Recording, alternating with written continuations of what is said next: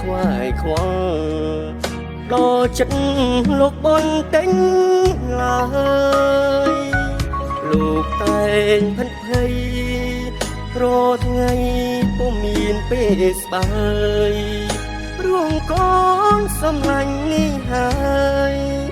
មិនដែរឲ្យលោកសប្បាយ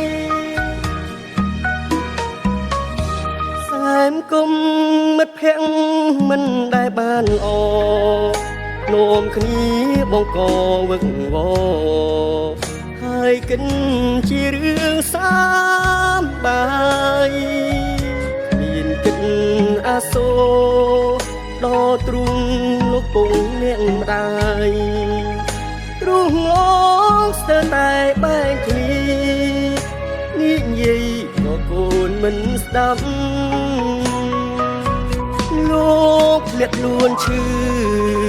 តែកូននៅធ្វើមិនដឹងលោកនៅតែខិនខំប្រឹងឡើងម្លាំងព្រោះដើម្បីកូន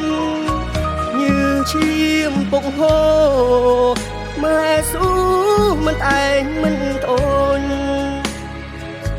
ព្រោះដើម្បីកូនបងខ្លួនមិនស្ដាយជីវិតទុំរួមភ្ញាក់ខ្លួនស្ទើរតែហួងពេលលោកឈឺគេនឹងកូនទេលសល់ពេលប៉ុន្មានទៀតទៅកូនចង់មើលថែជួងពេលដែលដើរខុសផ្លូវសន្យាពីថ្ងៃនេះទៅ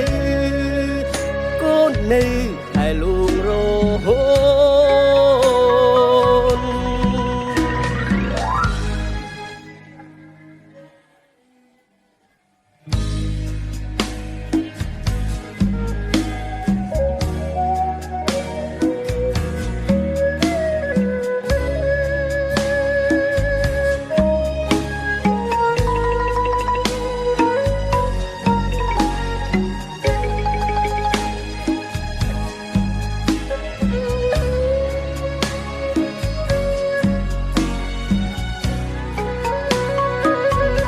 លោកធ្លាក់ខ្លួនឈឺ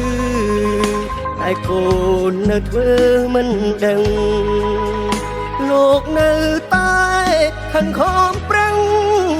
ឡើងម្លាំងព្រោះដើម្បីកូនញើឈាមពុកហូរម៉ែស៊ូមិនឯងមិនអូនព្រោះដើម្បីកូនបងខ្លួនមិនស្ដាយជីវិតទុំរួមភ្ញាក់ខ្លួនស្ទើរតែហួងពេលលោកឈឺគេនឹងកូនទេលសល់ពេលប៉ុន្មានទៀតទៅកូនចង់មើលថែជួងពេលដែលដើរខុសផ្លូវសន្យាពីថ្ងៃនេះទៅកូននៅតែលួងរហូត